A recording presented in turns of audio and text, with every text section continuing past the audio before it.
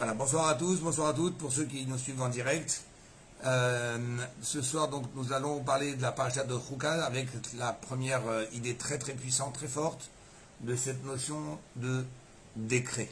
Décret incompréhensible, décret qui nous dépasse complètement, qui dépasse la logique humaine. Le roi Salomon, avec toute sa sagesse, a lui-même dit j'ai essayé d'approfondir cette mitzvah, et plus j'essaie de l'approfondir, et plus je m'aperçois qu'elle est incompréhensible.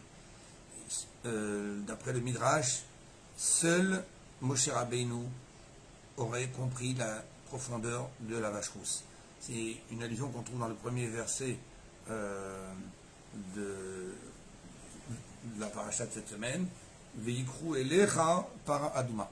Parle au peuple juif et demande-leur qu'il t'amène une vache rousse, Veikru elecha, qu'il te l'amène à toi. Et donc en allusion là-dessus, c'est à toi tu vas comprendre la dimension de cette mitzvah, mais tu seras le seul à l'avoir fait. Petite seconde, je vais quand même remettre ma vidéo en route. Voilà, c'est bon. Alors, sur le verset, donc on va prendre ici la première page que je vous ai envoyée. Donc, à la Pasuk Zotruka la Torah. Donc, on va prendre ce premier verset. Voici le décret de la Torah. Donc, quand on dit voici le décret de la Torah, il n'y en a pas qu'un seul, il y en a plusieurs des décrets. Mais quand on dit voici le décret, c'est le décret par excellence, qui justement, parce qu'un décret c'est quelque chose qui, comme son nom l'indique, c'est un décret, c'est une loi, c'est comme ça, tu comprends pas, tu fais quand même. Eh bien, le décret de la vache rousse, de prendre une vache entièrement rousse, qui vient purifier une personne d'une des impuretés les plus fortes, qui est l'impureté de la mort, c'est vraiment un décret d'Akadosh Baruch Hu qui dit que c'est comme ça que ça se passe et pas autrement. Même s'il y a beaucoup de contradictions par rapport au fait que la mort, quand on touche un mort, lorsqu'on rentre dans une pièce où il y a quelqu'un qui est décédé, alors on a une impureté de 7 jours. Il y a beaucoup de règles à ce sujet, et la seule façon de se sortir de cette impureté, c'est que pendant les 7 jours, on doit être aspergé, on doit recevoir des gouttelettes d'une eau spéciale. Cette eau, c'est l'eau de ce qu'on appelle les eaux lustrales, c'est des eaux qui viennent purifier la personne. C'est une eau dans laquelle on a mélangé les cendres de la vache rousse. Les cendres d'une vache qu'on a entièrement brûlée en dehors du temple, pas à l'intérieur du temple comme tous les sacrifices ont l'habitude d'être faits, qui a été brûlée et dont la cérémonie a été accomplie par le vice Kohen Gadol et pas par le Kohen Gadol lui-même. Il y a ainsi beaucoup de choses qui sont incompréhensibles. Et une fois qu'on a brûlé entièrement cette vache rousse avec toutes les conditions exigées par la Torah, on prend la cendre de cette vache rousse qu'on met dans de l'eau, et il faut que ce soit en plus une eau qui provient d'une source qui ne tarit jamais. Comme les sages nous disent, même une source qui tarit une fois tous les 7 ans est une eau qui n'est pas valable pour mélanger cette cendre de la vache rousse. Ça peut un peu se comprendre, parce que comme on vient ici purifier de la mort c'est une interruption. C'est une interruption dans un parcours, même si l'âme juive ne meurt jamais, mais le corps en attendant, lui, l'outil qui est le corps, qui représente le corps et qui est utilisé par l'âme pour faire son travail sur terre, avec cet outil qui est magnifique qui est le corps, lui à un moment il est usé, il est obsolète, donc on arrête, mais c'est pas qu'on va le jeter, on le met de côté parce que quand Mashiach reviendra, tous les corps reviendront, et les âmes aussi reviendront dans leur corps, de différentes façons, mais en attendant, la mort c'est quand même une certaine forme d'interruption, de pause on va dire. Par rapport à l'œuvre que la Neshama réalise, que l'âme réalise dans ce monde-là, elle ne peut plus le réaliser puisque le corps ne fonctionne plus, donc elle retourne au Gan Eden, au paradis, et elle attend avec impatience elle aussi cette résurrection des morts pour retrouver ce corps duquel on l'a séparé. Donc quelque part il y a une pause, un arrêt. Et pour purifier la personne qui a été en contact avec l'impureté provoquée par cet arrêt, eh bien il faut prendre justement de l'eau d'une source qui ne s'arrête jamais. C'est logique de prendre quelque chose qui ne s'arrête jamais pour justement réparer, nettoyer ce qui représente une coupure. Alors il y a comme ça certaines relations qu'on peut faire dans la vache rousse sans pouvoir comprendre toutes les dimensions. On a par exemple le fait que pourquoi il faut prendre une vache rousse, parce que le roux ça représente la couleur du sang, de la rougeur, et la rougeur c'est lié avec la notion de rigueur. Et comme le feu d'ailleurs, avec ses flammes de rouge qu'il y a dans le feu, représente la rigueur. Et l'eau représente la bonté. La rigueur, ça veut dire la contraction, ça veut dire le retrait, ça veut dire l'éloignement. Quand on est rigoureux avec quelqu'un ou avec son entourage, eh bien on se sépare d'eux, on n'est pas proche d'eux, au contraire on n'est pas souriant, on est exigeant, on les regarde sévèrement.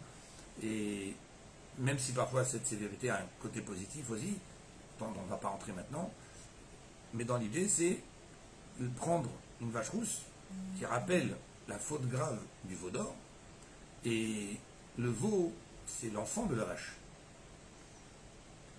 Et Rachid nous donne un exemple, nous dit c'est comme une maman qui se promène avec son enfant dans le palais du roi, et à un certain moment l'enfant a sali, il a pris des gâteaux, il a fait des miettes, il a mis de la terre, peu importe. Qui va-t-on appeler pour venir nettoyer les choses qui ont été, les saletés qui ont été provoquées par l'enfant? On appelle la mère.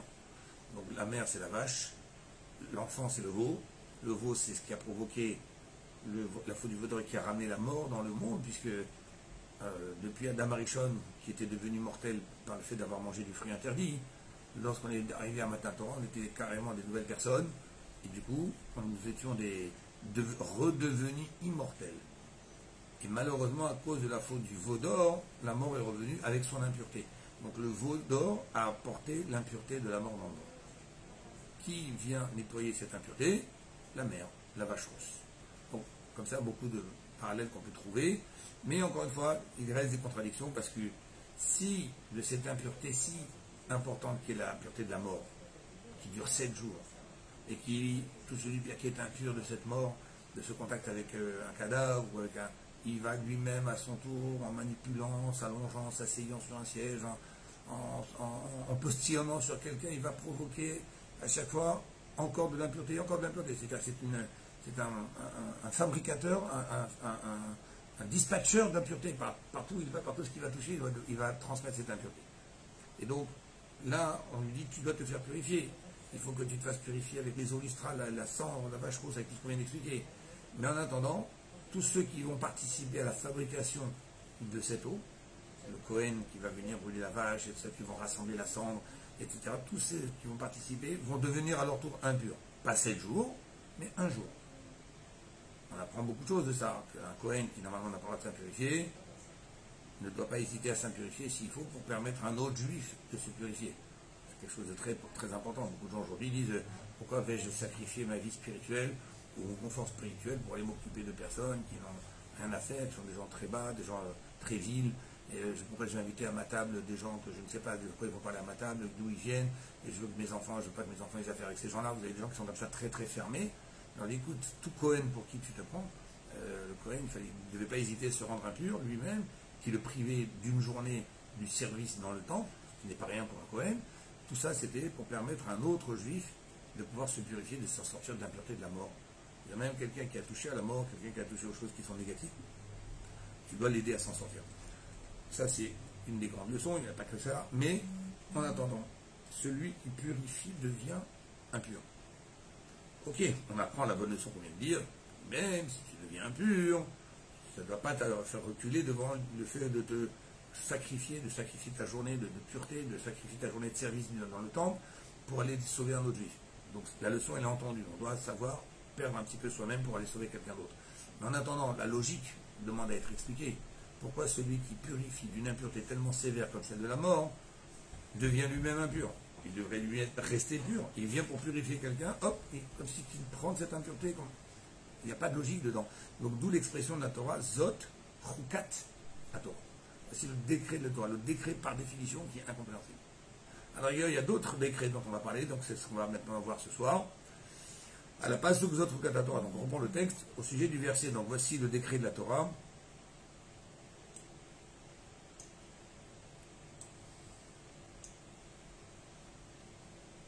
Nehemar Midrash, le Midrash nous dit Arba Dvarim Yetzerara Meshivalia.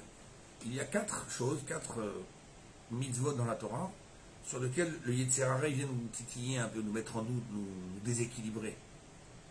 Dektiv Bahem Chuka. C'est les 4 choses sur lesquelles la Torah les a introduits en disant sache que cet ordre que je vais te donner maintenant, c'est un décret, dans le sens où il n'y a pas à réfléchir, il n'y a pas de questions à poser, mais pourquoi et comment ça se fait, mais qui dit que. Non. J'ai décidé que c'est comme ça. Eshet Ach. Premier exemple, la femme du frère. Vous avez tous entendu parler de ce qu'on appelle le lévira peut-être, lorsque Dieu préserve un couple, n'a pas d'enfant et le mari décède, peu importe la raison, la femme n'est pas comme n'importe quelle veuve qui peut maintenant se marier avec n'importe qui. La femme doit se marier avec un des frères du défunt, s'il y en a. Je ne veux pas rentrer dans tout le détail, qui est le frère, etc. Mais ce qui veut dire que par le décès du mari, il y a une obligation de se marier avec le frère du mari. Très bien. Il n'est pas obligé, elle n'est pas obligée.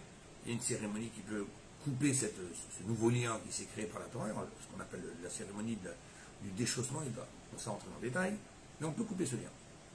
Maintenant, imaginons un couple dont le mari n'est pas mort, avec enfant ou sans enfant, il divorce.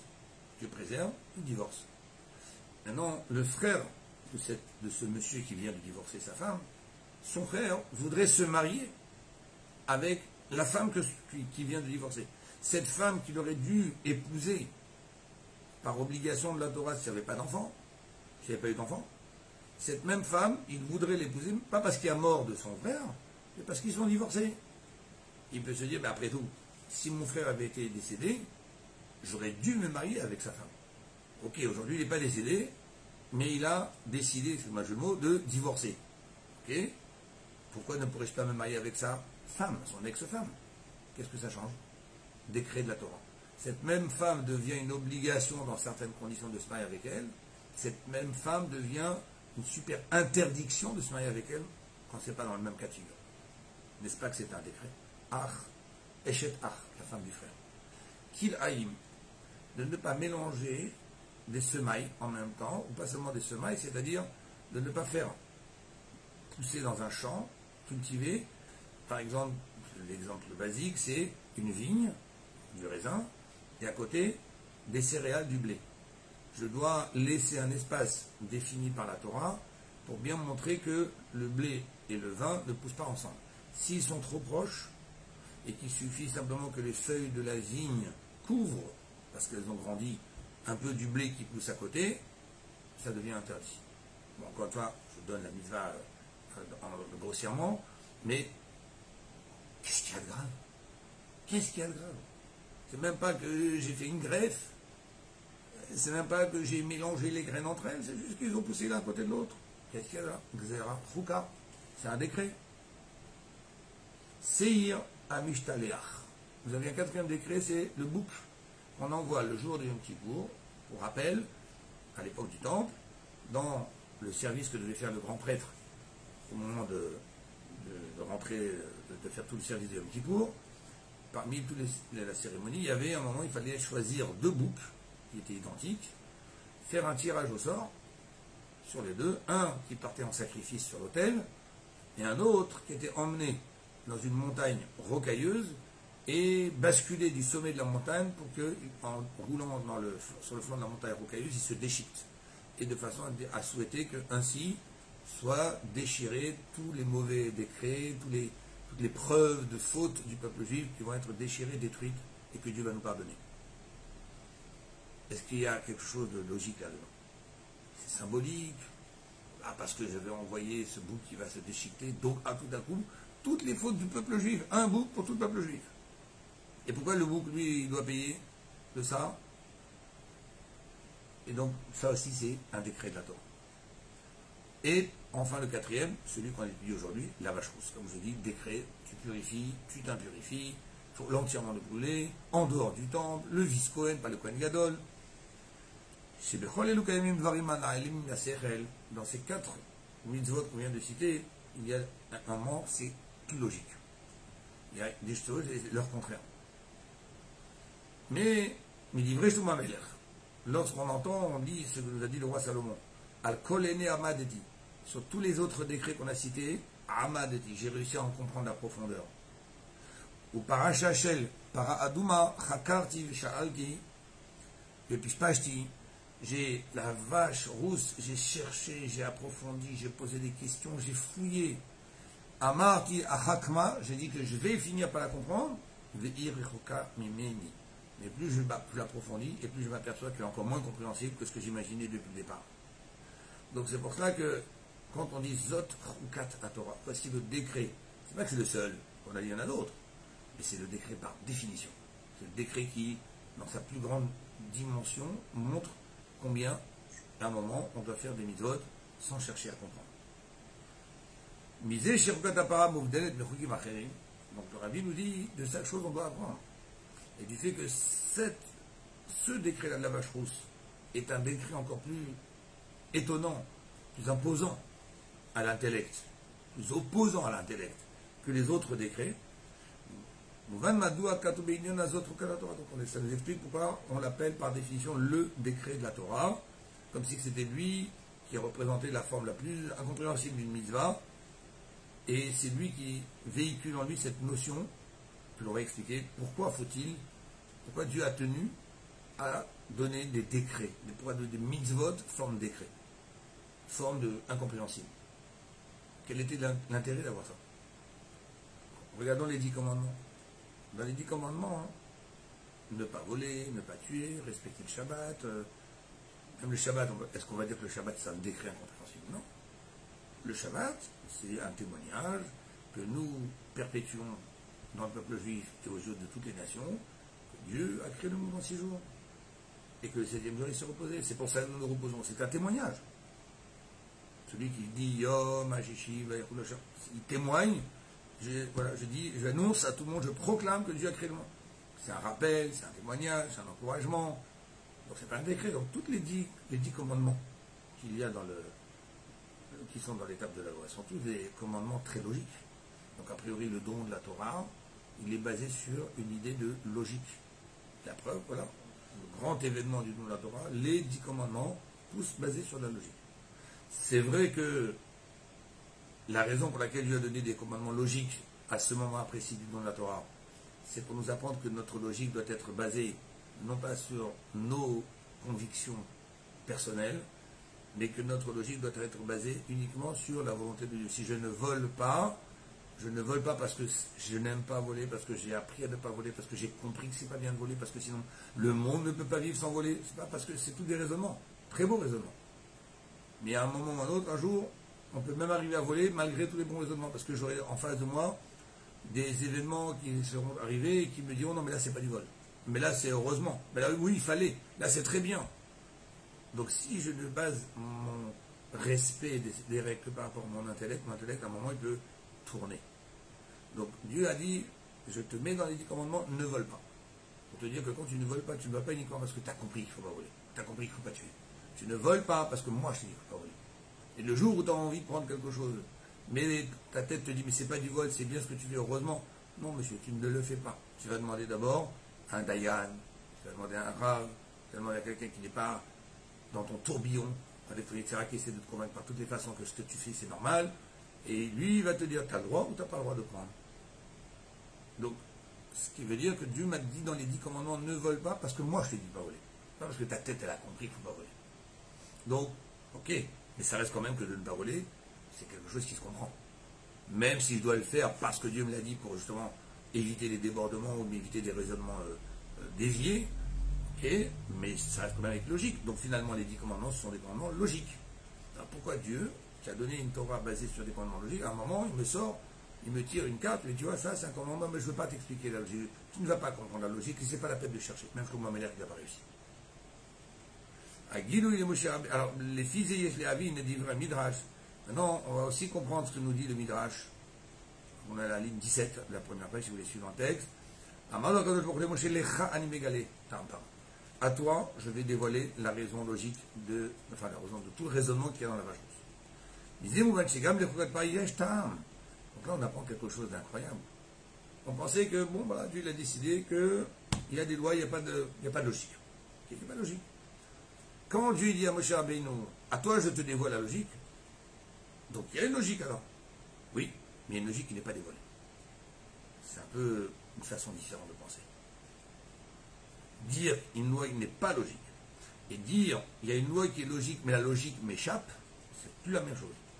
Les Imkar, et dans ces conditions de question, Madoua lo yachol ayash Shlomo, si le roi Salomon était tellement sage, Pourquoi il n'a pas pu lui dire qu'il a été le plus sage que tout de la terre entière? Il n'a pas pu la signer Tatam, je ne sais pas, pourquoi il n'a pas pu la comprendre? Il y a une raison, on vient de le dire, qui a été dévoilée à Moshe. Deuxième question. Madoua l'odila Moshe Rabbeinu Tata. Pourquoi Moshe Rabbeinu, ayant eu ce cadeau d'Akadosh Baruch Hu, n'a pas pu lui dévoiler, l'expliquer, l'enseigner? Qui fait Shiva Sadegabé Pidpula de Raïta.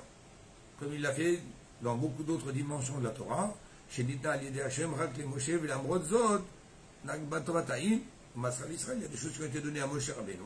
Et Moshe Rabbeinu, sa générosité, on a voulu faire profiter du peuple juif, et il l'a fait dans beaucoup d'autres domaines. Pourquoi la paradouma, il a dit à toi, je te dévoile. Ah, mais ça, il ne l'a pas dévoilé, et même sur Mamelech, il ne sait pas.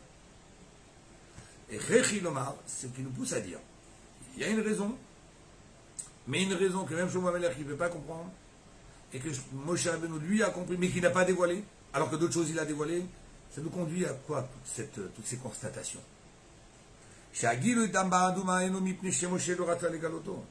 Le fait qu'il n'ait pas voulu dévoiler Moshe Rabbeinu, c'est pas parce qu'il n'a pas simplement voulu garder un secret pour lui. La Mishnah, vous savez, elle dit, je ne sais plus dans quel traité, mais il y a une Mishnah qui dit, il me semble que c'est dans Makot, Sanhedrin, je ne me rappelle plus, qu'il y avait des gens qui étaient bénis parce qu'ils avaient su faire des travaux exceptionnels, comment savoir faire certaines choses, tisser, écrire avec une écriture particulière, et ils ont été bénis parce qu'ils ont enseigné aux autres le secret qu'ils ont découvert. Et d'un autre côté, la même Mishnah nous dit, et voici ceux qui seront maudits. Maudits de quoi? De ne pas avoir voulu dévoiler leur secret, ils savaient faire des choses que personne ne savait. Alors, j'ai plus en tête lesquels étaient maudits, lesquels ont dévoilé, lesquels n'ont pas dévoilé, qui ont été maudits, ceux qui ont dévoilé, qui étaient bénis. Mais je me rappelle un exemple, une chose exceptionnelle, mais je ne sais plus dans quelle catégorie il était. Je pense qu'a priori, ça fait partie de ceux qui n'ont pas voulu nous dévoiler, puisqu'aujourd'hui on ne sait pas comment faire. C'est d'être capable d'attacher aux 4 doigts de la main une plume, à chaque fois, mettre attaché donc aux 4 doigts de la main, et avoir ici donc 4 plumes. Je trempe dans l'encre et j'écris. Et quand j'écris en même temps 4 lettres différentes. Même l'ordinateur avec lequel je peux taper très vite, c'est une lettre par une lettre. Là, c'est 4 doigts, j'écris 4 lettres, 4 lettres, 4 lettres, à chaque fois des lettres différentes. Alors, chaque doigt, il peut être téléguidé différemment. Déjà, des fois, un sophère, même avec toute sa main, et on n'arrive pas toujours. Bon, c'est un exemple pour dire qu'il y a des choses qui sont incompréhensibles. Mais pourquoi je vous parle de ça? Pour dire que la Mishnah dit béni celui qui a transmis des secrets qu'il connaissait. Il a partagé. C'est normal, il faut partager. Maudit ceux qui sont morts avec leurs secrets. Pourquoi on les maudit? Pour dire que c'est pas beau ce qu'ils ont fait. Alors pourquoi Moshe Rabbeinu n'a pas dévoilé alors? C'est dû lui expliquer. Donc c'est ça que le Rabbi est en train de nous dire. Le fait qu'il n'ait pas dévoilé, ce n'est pas simplement parce que Moshe l'aura ça. Moshe Rabbeinu ne voulait pas. Ah, moi je connais, je le garde ça pour moi.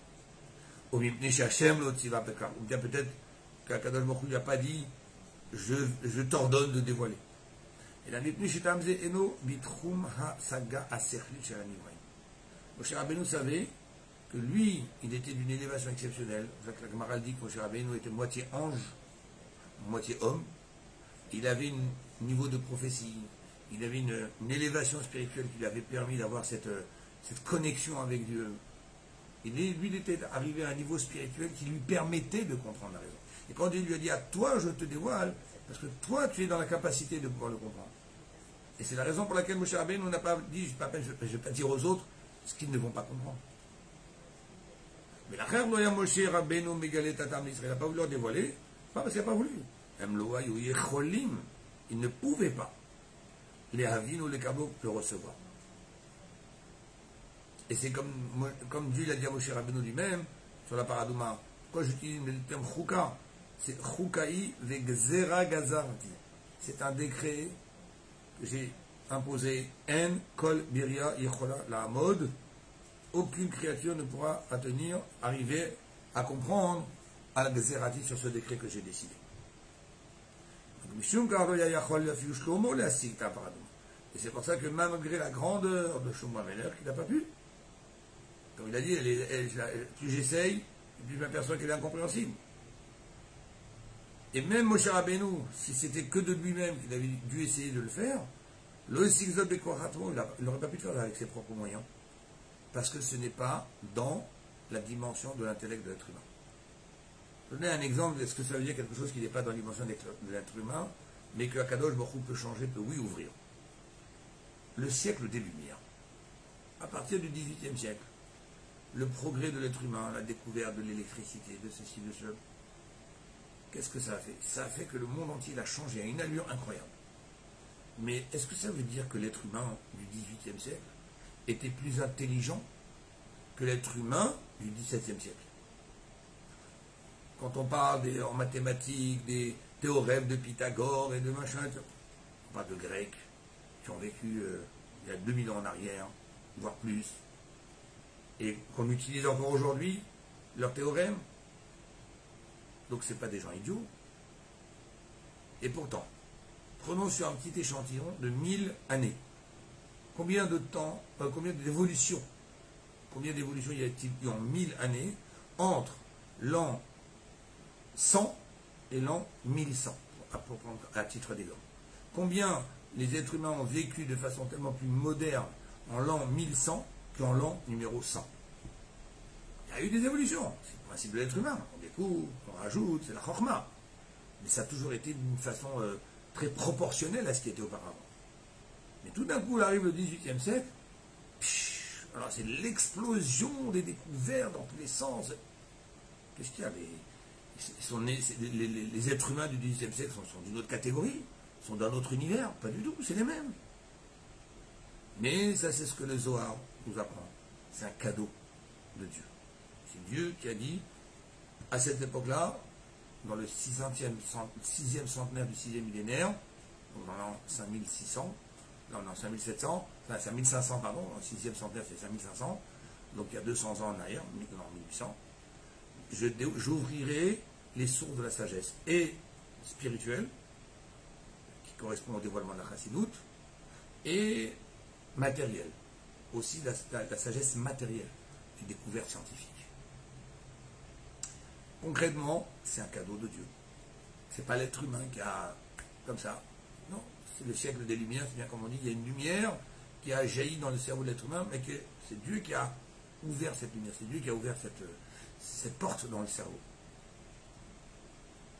Donc on voit un exemple concret, qu'Akadosh Baruch Hu peut donner à l'être humain, à un moment, une capacité supplémentaire de ce qu'il était lui-même capable de faire. C'est un cadeau. Un cadeau. Donc c'est ce que dit ici le Rabbi. Moshe Rabbeinu, il a eu un cadeau. Dieu lui a donné la capacité de ouvrir son esprit pour qu'il ait la capacité de comprendre la vache rousse. Mais il n'a pas ouvert l'esprit de Shlomo Amelach, tout intelligent qu'il était. Même s'il lui a boosté son intelligence, mais pas au niveau de comprendre la vache rousse. Donc c'est pour ça que le Rabbi nous dit ici, c'est pas dans le domaine de l'intellect d'un être humain, mais uniquement dans le domaine de Dieu qui est tout puissant. En le chemin qui n'a aucune limite, qui n'a aucune chose qui peut le stopper, l'arrêter. Et Dieu, il a eu le pouvoir de créer un être humain intelligent. Il a aussi le pouvoir de booster son intelligence, booster l'intelligence de Moshe Rabbeinu, pour que lui, il puisse comprendre cette chose qui, normalement, n'est pas accessible à l'être humain. On passe à la deuxième page, si vous jamais vous suivez dans le texte, à la ligne 6. Alors pour comprendre maintenant, qu'est-ce qu'il y a tellement dans la vache rousse, même si on ne va pas la comprendre, puisqu'on n'est pas Moshe Rabbeinu qui a eu ce cadeau de Dieu, mais qu'est-ce qu'il y a tellement... Pourquoi la vache rousse? Il y a d'où à Esber al-Kar, chez le Marzot Rukat Hapar. On va arriver vers à l'explication en rappelant un autre détail aussi. Puisque on parle de la vache rousse, il aurait été plus, on va dire, normal de dire Zot Rukat Hapara. Voici le décret de la vache rousse. On voit que la Torah appelait ça Zot Rukat HaTorah. Mais la Torah, c'est 613 mitzvot. La vache rousse, c'est une des 613 mitzvot. Alors pourquoi on dit Zot Rukat HaTorah comme si la vache rousse représente toute la Torah? Et on le voit dans d'autres endroits, par exemple, on a Zot Rukat HaPasach. Voici le décret de la loi de Pessah. Pourquoi la loi de Pessah, c'est un décret? C'est vrai qu'il y a des choses logiques. Dans Pessah, c'est le moment où on se rappelle la sortie d'Égypte. Toute nation a son jour de fête, le 14 juillet pour la France, le jour de l'indépendance aux États-Unis, le jour d'Égypte. Toute nation a son jour J qui marque le fait qu'ils sont devenus cette nation. Donc nous, c'est pas tellement illogique de s'asseoir en soir de Pessah et de raconter la sortie d'Égypte. Mais par contre, Ce qu'il y a d'illogique, c'est qu'on va vous dire, vous savez, sur le Pessah, il faut manger 27 grammes de matzah. Tu en as mangé 26, tu n'as pas fait la mise. Il faut manger tant de grammes de maror. Il faut boire 8,6 centilitres de vin. Tu as bu 8,5, tu n'es pas quitte. Ça va, j'ai bu du vin. Ça va, j'ai mangé un peu d'herbe amère. Ça va, j'étais assis le soir de Pessah. J'ai pas mangé, ok, j'ai mangé un peu de matzah. J'en ai pas mangé autant que ce qu'il fallait. Mais j'ai fait tous les ingrédients de la soirée. Oui, mais au gramme près, au centilitre. Ça, on retrouve Choukat HaPasach. C'est le décret. Il y a des décrets dans la dimension de Pessah. Même si l'idée générale de Pessah, c'est une commémoration, un rappel, le fait de fêter, de revivre notre libération. Mais en attendant, ça existe notre Choukat HaPasach. Parce que c'est Pessah, le décret de Pessah. Donc on devrait avoir marqué, voici le décret de la para, de la vache rousse. On nous dit non, ça, là c'est plus la vache rousse, c'est la Torah. Chez Mizvat Paradouma I à Torah, parce qu'en fait la vache rousse représente de façon globale l'ensemble de la façon dont on doit se préparer à appréhender la Torah, l'étude de la Torah, les valeurs de la Torah.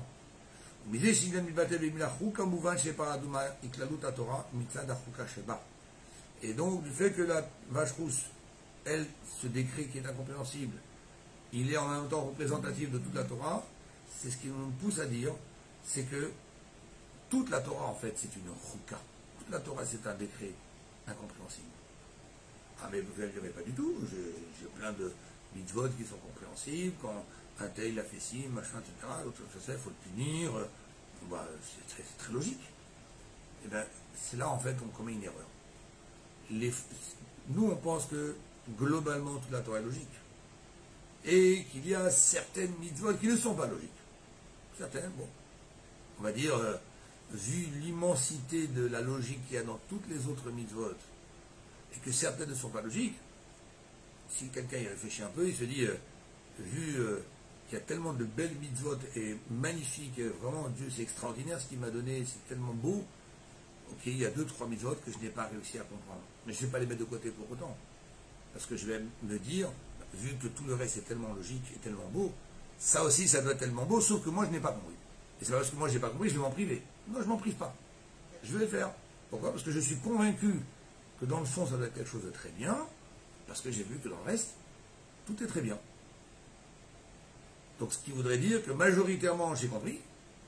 Certaines choses, je n'ai pas compris, mais ça ne m'empêche pas de les faire quand même, parce que dans le lot, je comprends que je ne vais pas arrêter, je ne vais pas me priver de quelque chose sous prétexte que je ne comprends pas.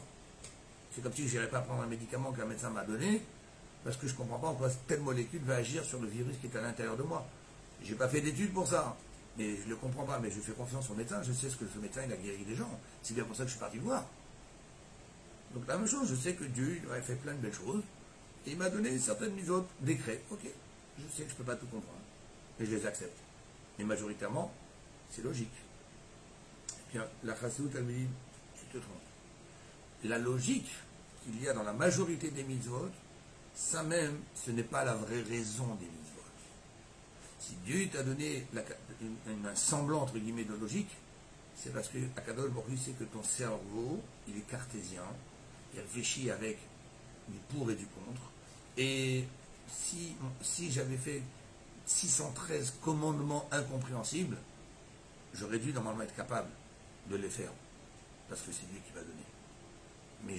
Mais beaucoup d'hommes n'auraient jamais supporté, beaucoup d'humains n'auraient jamais supporté de faire 613 commandements sans rien comprendre.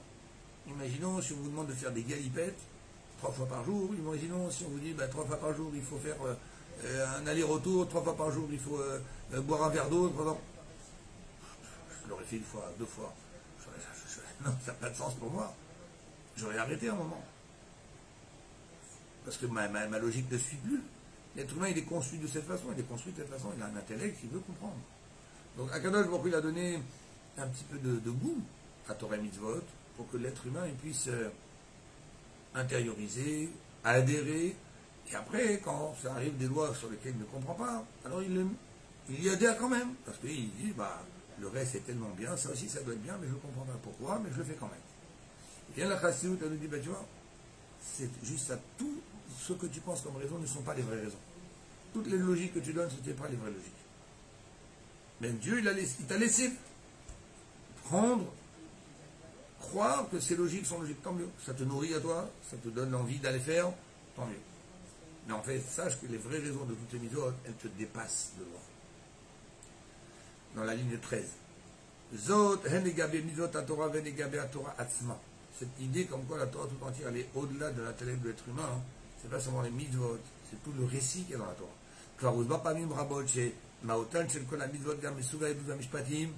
On a déjà expliqué plusieurs fois que toutes les mitzvot, même qui sont dans la catégorie des mitzvot logiques, Ratson, Akadosh Baruch. La raison qui doit me motiver à les faire, ce n'est pas parce que ah c'est beau, ah c'est intéressant, ah ça j'aime bien. Non. Je dois dire, je fais ça parce que c'est Dieu qui a exprimé sa volonté. Il veut ça. Il veut que ce soit comme ça. Tu adhères pas, c'est pas, à aucun moment ça doit peser dans la balance si je dois le faire ou non. Et la volonté de Dieu, comme toute chose, comme la volonté en soi, c'est quoi la volonté? La volonté, c'est quelque chose qui prend la personne tout entière. Quand quelqu'un veut quelque chose, sa volonté, elle n'est pas juste dans son cerveau. C'est toute sa personne qui se met au travail de ce qu'il veut. Il va courir, il va manger, il va dormir d'une façon différente. C'est tous ces membres qui vont être imprégnés de cette volonté qui est en lui-même. Et la volonté n'a pas d'organe particulier. Il ne faut pas dire que c'est le cerveau qui veut. Quand quelqu'un veut quelque chose, son cerveau va se mettre, son intelligence va se mettre au service de sa volonté. La volonté, c'est quelque chose qui dépasse complètement la logique. Un exemple très simple. Quelqu'un fait construire une maison. Il fait venir un architecte, il voit les plans avec lui, et il lui dit, écoutez, là, à cet endroit, je veux que vous fassiez une belle entrée de lumière ronde, s'il vous plaît. Pas de problème, c'est noté. Erreur, l'entreprise a fait carré. Et lorsque on vient visiter les travaux, le déroulement, la personne est surprise, il dit, attendez, vous avez dit ronde.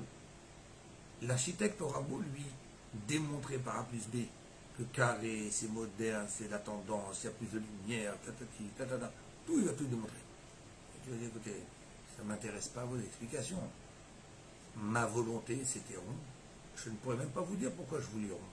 La preuve, c'est que vous m'avez démontré que le carré est encore mieux.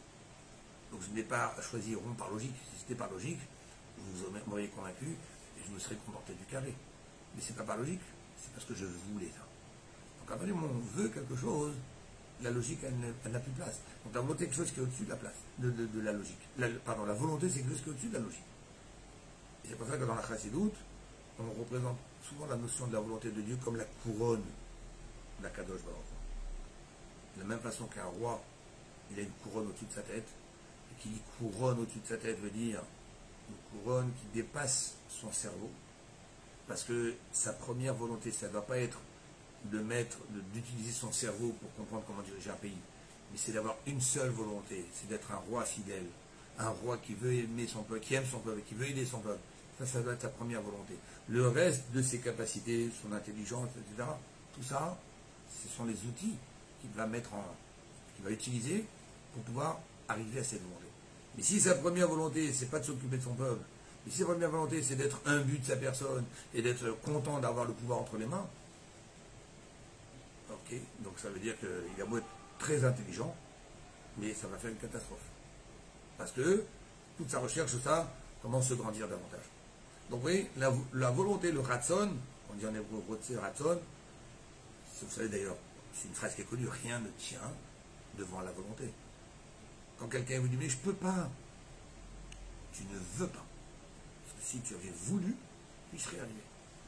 Alors, bien sûr que ce n'est pas facile, c'est deux mots qui sont faciles à dire.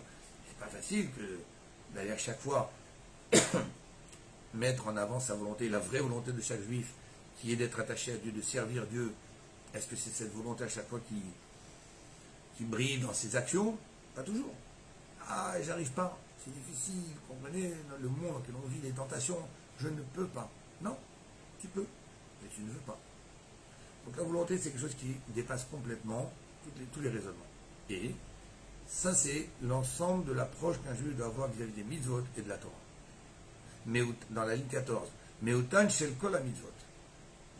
La base, le fondement de toutes les mitzvot de la Torah, Gam, Yisug, Haedut, Amishpati, même celles qui sont a priori avec une logique, avec des calculs, c'est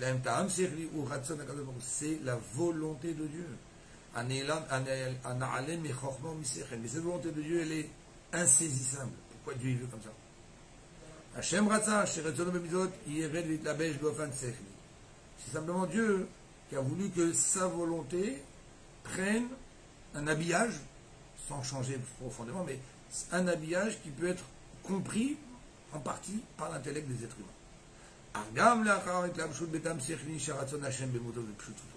Mais ça n'empêche que cette volonté de Dieu, même si elle s'est quelque part déguisée, habillée avec des raisons logiques pour que l'être humain puisse un petit peu avoir envie de les faire, parce que sinon ça serait trop difficile de faire tout sans aucune raison, il n'empêche que cette volonté de Dieu, elle reste incompréhensible.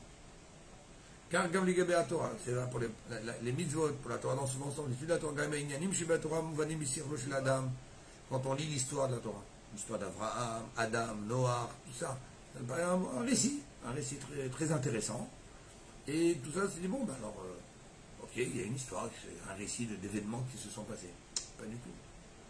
Tous ces récits-là, tous ces personnages dont on parle dans la Torah, tout ça en fait représente une volonté de Dieu qui s'est exprimée au travers d'êtres humains à un certain moment. Mais ça reste quand même que à Torah et de la même façon qu'il est impossible pour aucun être humain de comprendre ce qu'est Dieu, car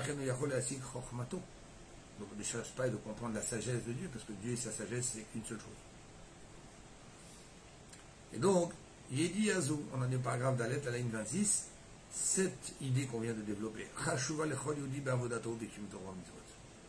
Quand un juif le comprend, quand un juif le... On ne peut pas dire le comprend, parce que c'est peut-être mal placé pour dire je le comprends, mais en tout cas, j'intègre cette idée-là. Et j'adhère au fait de dire que Chazvi Shalom, Dieu préserve de penser que Dieu est un Dieu simplement qui est dans le domaine de ma compréhension. Beaucoup de gens aujourd'hui pensent, et c'est la majeure partie, l'immense partie des êtres humains qui n'ont pas Torah et Mitzvot, pensent que Dieu n'est que le Dieu que eux veulent bien accepter qu'il soit. Je répète, Dieu n'est Dieu que parce qu'il a fait ceci, il a fait cela. Pourquoi je comprends? Il a créé le monde. Et est-ce que Dieu n'est Dieu que parce qu'il a créé le monde? Et s'il n'avait pas créé le monde, il ne serait pas Dieu?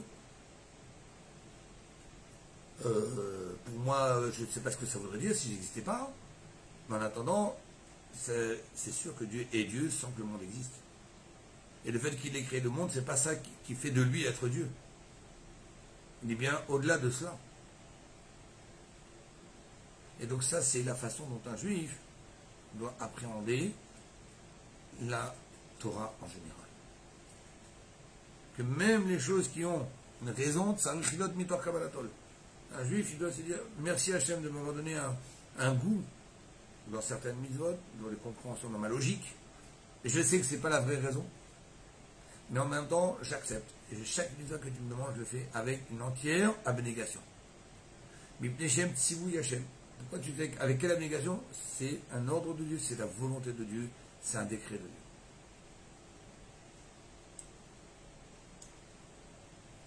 Les filles à Monel, on est dans la colonne de gauche, toujours dans la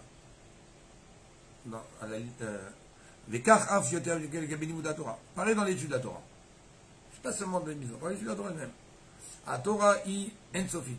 La Torah est sans limite. À chaque fois qu'on approfondit, on découvre.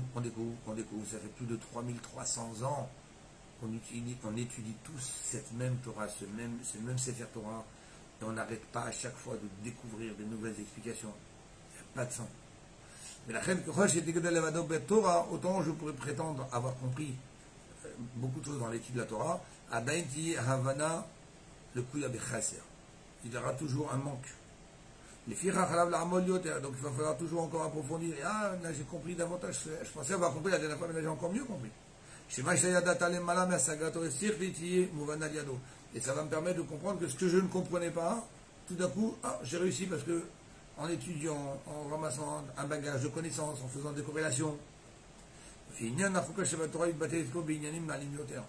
Mais il va découvrir que ce qu'il a compris l'a rapproché d'autres choses qu'il n'était même pas conscient qu'il n'avait pas compris. Il y a des fois des choses on n'est même pas conscient qu'on ne les a pas comprises. Prenez un exemple, si vous avez un astrologue. Pas un astrologue, un astronome, désolé. Si vous avez un astronome qui fait l'étude de l'espace, lui, il a des outils, des lunettes super sophistiquées pour voir à des dizaines de milliers de kilomètres. Mettez-le lui, comparez-le lui à une simple personne dont le métier c'est X, boulanger. Quand vous demandez au boulanger, il dit, moi, d'après toi, le cosmos, c'est grand, c'est immense. Oui. Mais ce que j'ai entendu, c'est vraiment immense.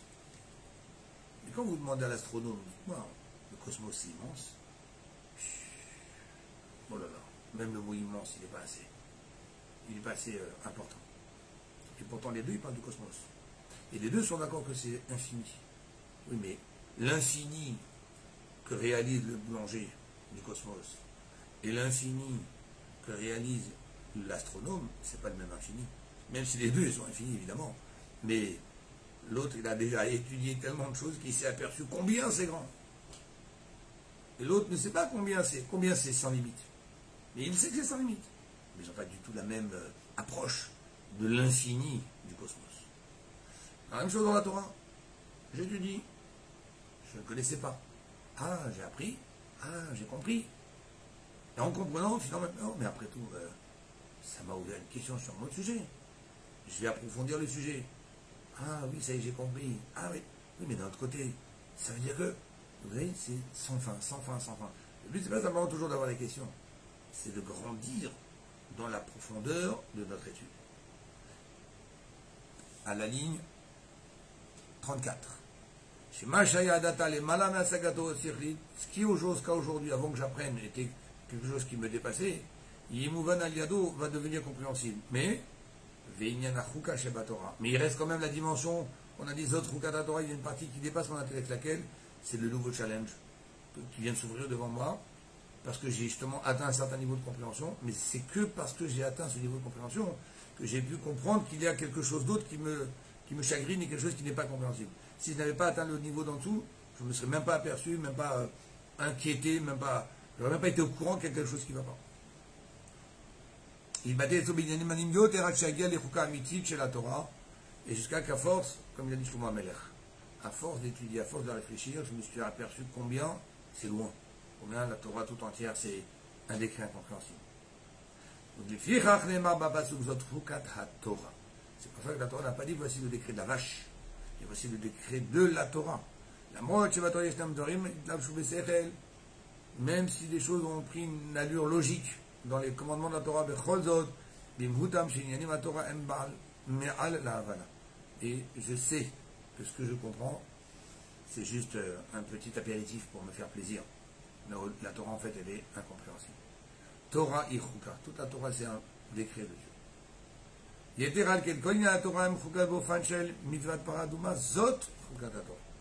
Voici le décret de la Torah, c'est-à-dire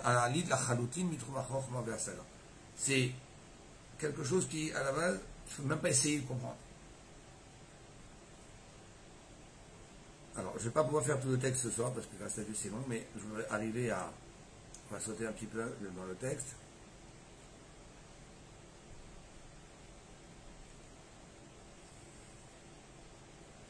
On va prendre à la page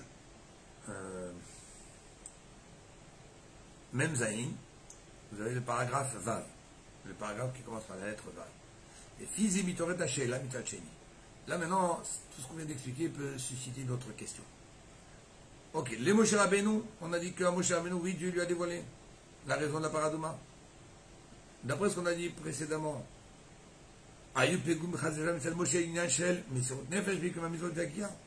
donc ça veut dire que Moshe Rabbeinu a appris la raison de la paradouma, donc il ne vit plus la vache rousse, parce qu'on a dit qu'encore une fois, la raison qui a été dévoilée à Moshe Rabbeinu, c'est une raison normalement qui n'était pas accessible à l'être humain, lambda.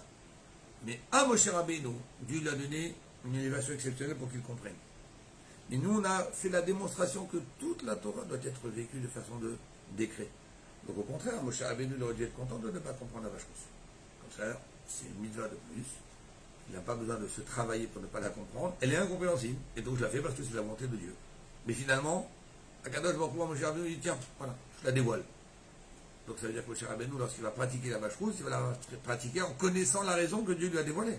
Donc ça va enlever chez lui la pratique de cette vache rousse par abnégation. Ligne 23. Et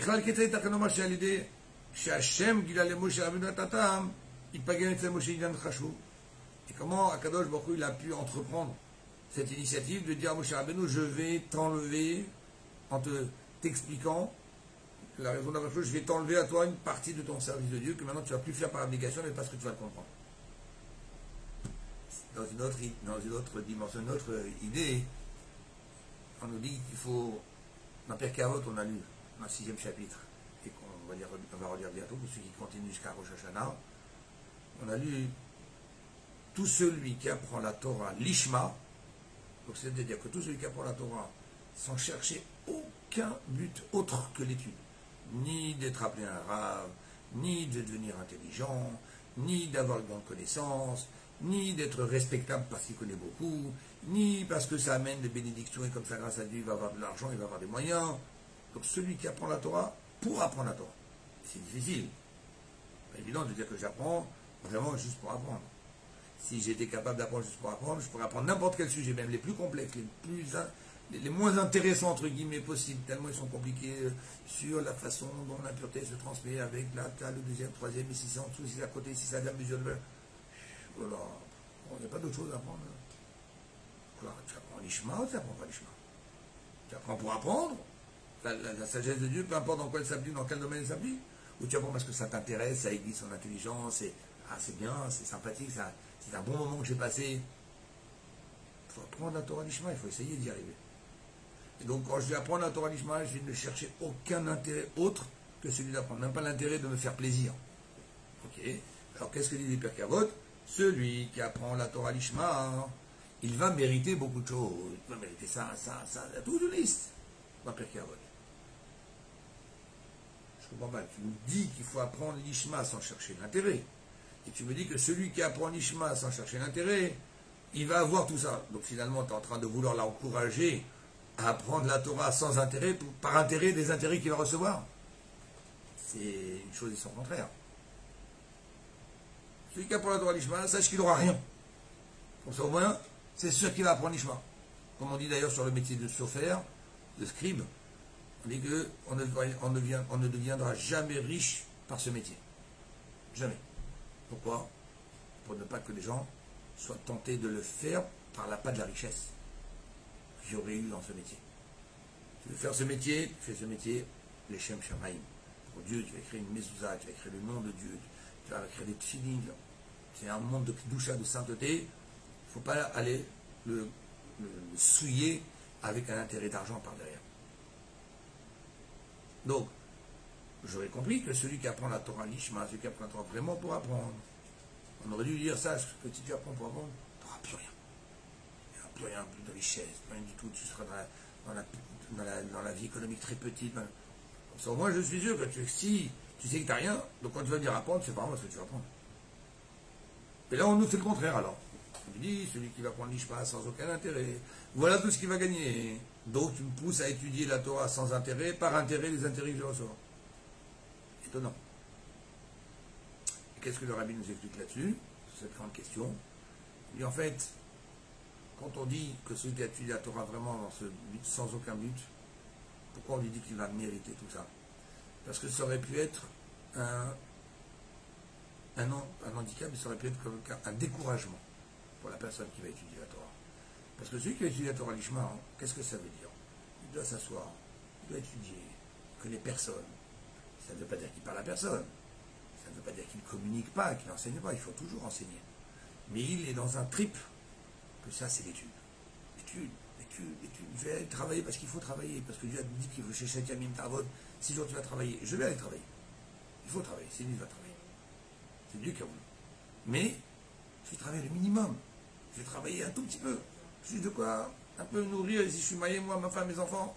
Mais le but, c'est je vais être dans la Torah, Mais parfois, de se consacrer à la Torah comme ça peut faire peur à une personne. Mais après tout, ça, je vais peut-être devenir quelqu'un qui n'est pas sociable. Quelqu'un qui va pas vouloir trop parler avec les gens, parce que les gens, je ne vais pas perdre du temps avec les gens. quelqu'un qui ne va pas aller apprécier ou aller au secours des gens qui sont autour de lui. Et quelqu'un qui va se dire, mais après tout, ça se trouve, je vais mettre ma famille en péril. Et peut-être c'est pas bien non plus d'être une personne qui va tellement s'investir dans l'étude qu'il va s'isoler des autres. C'est peut-être ce que Dieu ne veut pas, ça. Alors c'est pour ça qu'on lui dit, écoute, fais ta part. Apprends l'étude la Torah Lishma, sans t'enfermer, va travailler, communique, enseigne. Ne cherche rien autour.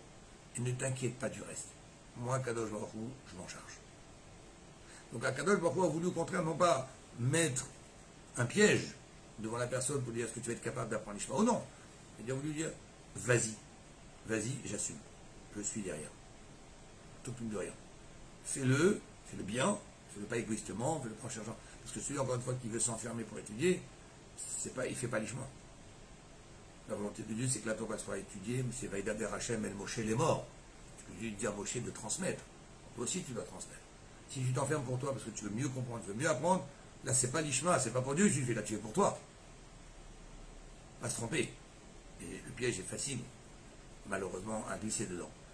Et on parle de celui vraiment qui fait l'Ishma selon les règles d'Akadosh Baruch Hu, avec la volonté d'Akadosh Baruch Hu. Et là, on lui dit, t'inquiète pas.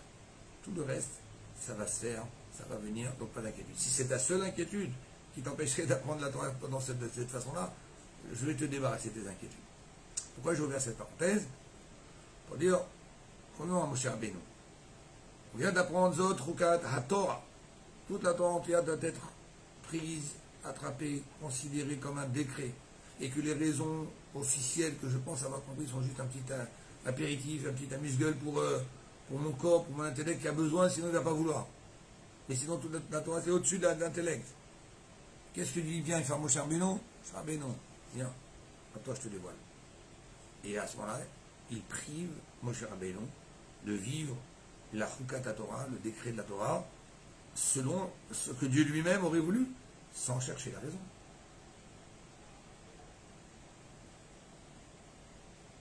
Et la ligne 26, eh bien, pour comprendre cette question, on va faire appel au Midrash. Qu'est-ce que dit le Midrash? Lorsque Moshe Rabbeinu a entendu les lois de l'impureté de la mort, il a demandé à Dieu, si quelqu'un s'est donc impurifié par le contact de la mort, comment il va pouvoir se purifier? Lo eshivo beotasha. Dieu ne lui a pas répondu tout de suite. Alors, Nidkar Kevu Panav chez Moshe. Moshe Rabbeinu a un peu comme rougi de honte, pensant qu'il ne méritait pas. Aval lachar she'amarlo Hashem shetarot valede velakol atamim me'afras sefat achatat. Une fois que Dieu lui a expliqué, il comprendra pour celui qui est impur de la cendre de cette vache rouge qu'on mélangera et qu'on aspergera, ou sha'al vechi taharahi. Parce que ça, c'est la façon de se purifier. Donc d'un côté, il demande quelle va être sa façon de se purifier. Dieu ne lui a pas répondu. Il lui répond quelques temps après, voilà la façon de se purifier. Ah bon? C'est comme ça qu'on se purifie? Là, il y a encore une grande question. Il y a des impuretés qui sont parfois même plus graves que l'impureté de la mort. Metzora, par exemple, un lépreux, qui lui doit être carrément exclu du camp, alors que celui qui est impur par la mort, il n'est pas obligé de sortir du camp.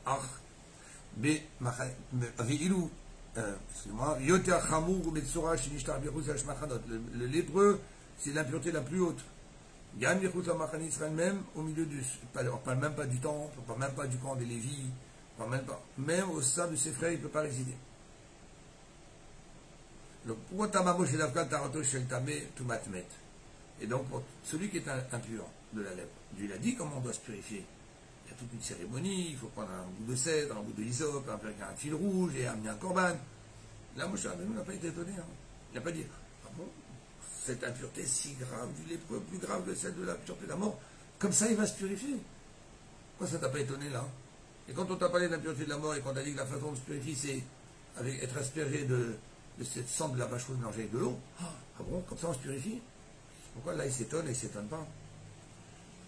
Et là la réponse à cette question va nous répondre aussi à l'autre question qu'on a posée avant. Pourquoi Dieu dévoile à Moshe la raison de la vache rousse et quelque part le prive entre guillemets de pouvoir faire cette mitzvah par abnégation, parce que maintenant il connaît la raison. Il n'a plus la possibilité de la faire par abnégation, il en connaît la raison. Donc cette double question avec celle de maintenant, pourquoi Moshe Rabbeinu a été surpris de la façon dont on se purifie de la vache rousse, de l'impureté de la mort par la sang de la vache rousse. Ok, c'est surprenant, mais c'est aussi surprenant que l'hébreu, comment il se purifie. Là, ça n'a pas étonné. Et c'est là où le rabbi nous explique, et c'est magnifique, Kol atumot acherot etel Israël kshurot le guf chaye shel Yehudi. Toutes les impuretés, on a parlé du lépreux ou encore d'autres, bien quelqu'un qui a un écoulement de pu et qui aussi lui est impur, sont liés avec un corps vivant d'un juif. Un corps vivant, quelqu'un qui a un écoulement, quelqu'un qui est lépreux, ils sont vivants. Yesh bo neshama, qui veut dire que tout le corps où il est vivant, il y a une âme qui anime ce corps. La reine, le corps a pu se purifier, c'est pas grave. Puisqu'il y a dans ce corps une âme divine qui est un échantillon de la dimension exceptionnelle de Dieu, Kadosh Baruch Hu Kol Yachol, il peut tout faire. La neshama qui est présente dans ce corps peut repousser cette impureté. Il faut faire certaines choses à droite, à gauche que Dieu a demandé, mais qui peuvent influencer et se débarrasser de l'impureté. Par contre, la tumat met, l'impureté qui est liée à la mort d'une personne. Ituma haba miguf mipne sheoneno chai. C'est justement parce que le corps n'est plus vivant. Le corps n'est que de la terre, comme Dieu a dit, tu retourneras à la terre. Donc là, étonnement de Moshe Rabbeinu, comment peut-on se purifier d'une telle impureté, qui provient du fait que justement l'âme n'a plus d'influence sur le corps. Donc si je suis malheureusement touché par cette maladie, entre guillemets maladie, qui vient du fait que la neshama n'arrive plus à influencer le corps, si quelqu'un il reçoit le même virus, l'impureté de la mort, comment veux-tu qu'il puisse se débarrasser de ce virus? Il ne peut pas, parce que c'est un virus qui est né du fait que la neshama n'a pas d'emprise sur le virus. Donc même si quelqu'un contracte cette impureté, mais que lui il a une neshama, mais sa neshama ne peut pas gérer ce virus, ne peut pas gérer cette impureté. Parce qu'il provient justement du fait que la neshama n'a pas accès à cette partie du corps et qu'il a provoqué cette impureté.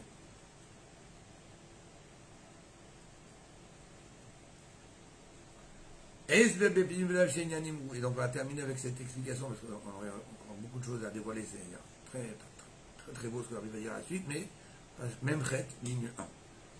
Atuma enena ketit gashmishesh, les chotfo. L'impureté, c'est pas un morceau une partie de boue qui est éclaboussée sur mon corps et que je dois laver. C'est une salissure spirituelle. Et qui exprime un manque, un défaut, une déficience de l'attachement du juif à Dieu. Que lorsqu'un juif il est attaché à Dieu, Dieu c'est le Dieu de la vie. Atem advekim b'Hashem elokechem chayim kulchem hayom. Dieu dit dans la Torah, si vous êtes attaché à moi, en respectant mes commandements, en me recherchant, en recherchant ma proximité, à adhérer à mes voies, donc on s'attache à Dieu, comme Dieu c'est le Dieu de la vie, c'est lui qui donne la vie, alors c'est ce qui fait que nous sommes vivants spirituellement.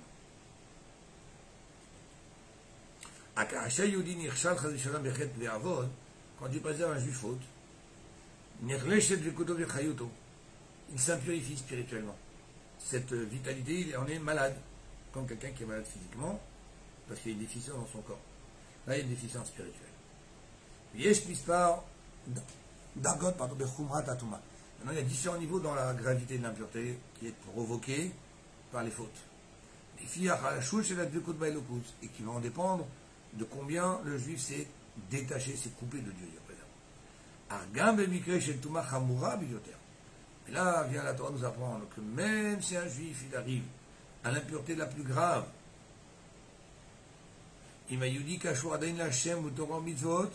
tant que un juif il a encore un petit lien à Torah mitzvot, même s'il a fait les pires des catastrophes, spirituellement parlant, il peut de nouveau se purifier.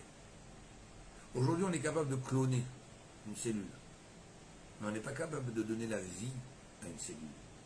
Parce que pour pouvoir cloner la cellule, il faut d'abord avoir une cellule vivante. Mais le fait que cette cellule vit, ce ne sont pas les scientifiques qui fait qu'une vie. C'est Dieu qui a créé dans le monde que quand on donne naissance à une créature, elle est vivante, et je peux prélever de cette créature une cellule vivante et cloner avec une autre cellule qui est certes morte, mais elle peut donner la vie. La même chose. Tant qu'un juif, il a un peu de vie au fond de lui. Ça veut dire que ce petit peu de vie qu'il a, c'est cette petite cellule vivante, peut redonner la vie à tout le reste. Et donc ça veut dire que tant qu'il a en lui un petit peu de vitalité spirituelle, ça peut lui redonner la force de se purifier totalement. On rencontre un juif qui est loin de tout, fait rien, ni kippour, ni mange cachère. Je vais lui mettre les téphilines. À quoi ça sert? Qu'est-ce que... Je crois que parce que tu l'as mis de fille, maintenant il va devenir religieux.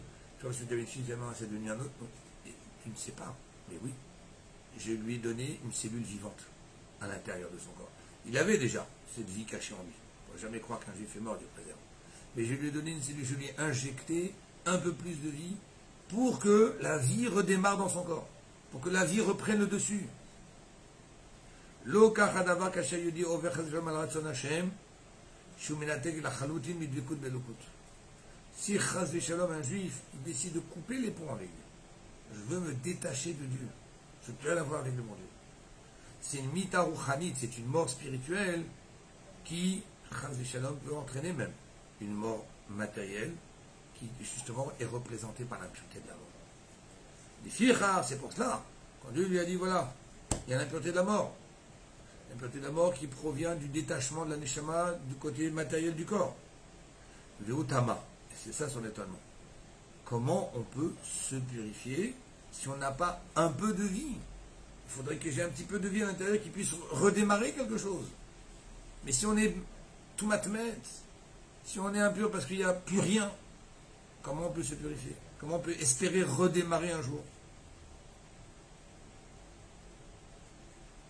Colonne, paragraphe ret, la colonne de gauche dans la page même ret. Al-Kach al-Hashem zot Chukat Torah. Il a dit, t'as raison, il n'y a pas de logique. Mais c'est Chukat Torah. C'est mon décret. C'est la force de la Torah. Kacher Gumelutak Neshama. Quand un juif spirituellement, son corps est détaché de sa Neshama, donc de la Torah et des Mitzvot, la Neshama, qui est une parcelle de Dieu, puisqu'elle est quand même présente dans ce corps, l'âme de la Torah avec mitzvot liyaishaya begovir nitzri, ça va laisser, sa présence laisse dans le corps une marque éternelle de Gdushat HaNeshama. Et même si, Chaz V'Shalom, le corps a l'air d'être séparé de toute cette vision de Torah, il y a Chukat HaTorah. C'est un décret de la Torah que moi j'ai dit, tant qu'il y a une Neshama dans ce corps, autant caché, autant séparée, elle peut redémarrer la vie.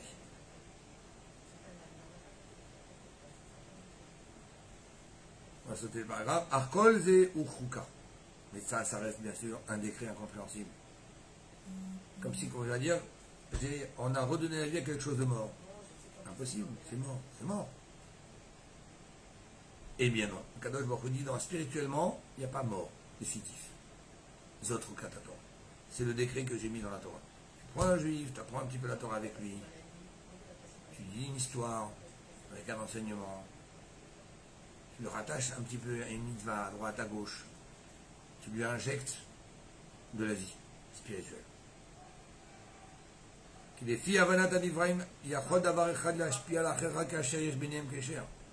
L'intellect humain voit des liens entre les sujets lorsque les sujets peuvent se ressembler, peuvent avoir une certaine comparaison, donc le sujet A peut influencer le sujet B.